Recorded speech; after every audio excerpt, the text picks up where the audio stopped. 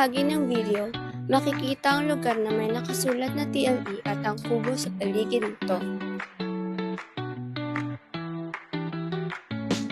Pagkatapos nito, ipinapakita ang aming paglalakad papunta sa gusali ng paaralan at pag-akyat sa hagdan patungo sa aming silid-aralan.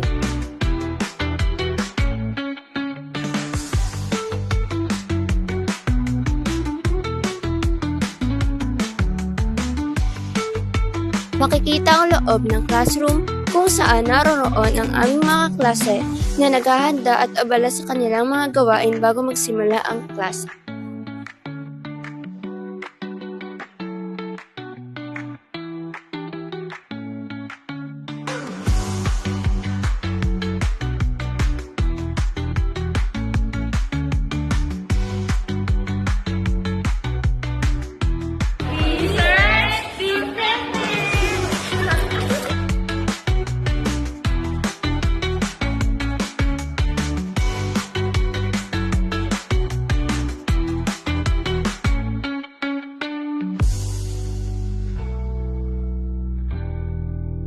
Of course, hindi mawawala ang pinakahihintay ng lahat, ang break time.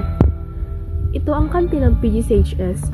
Dito kami bumibili ng snacks like kwek-kwek, donuts, soft drinks at iba pang pagkain. Pabalik na kami, guys.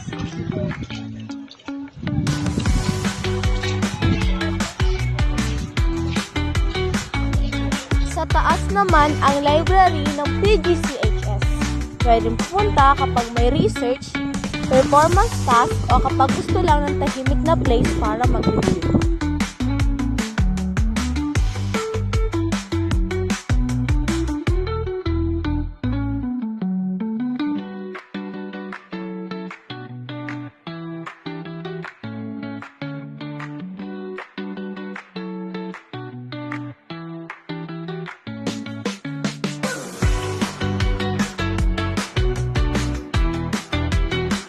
Kasalukuyan, kami naglalakad papunta sa gate ng aming paaralan, kasama ang maraming kapwa estudyante na pauwi na rin.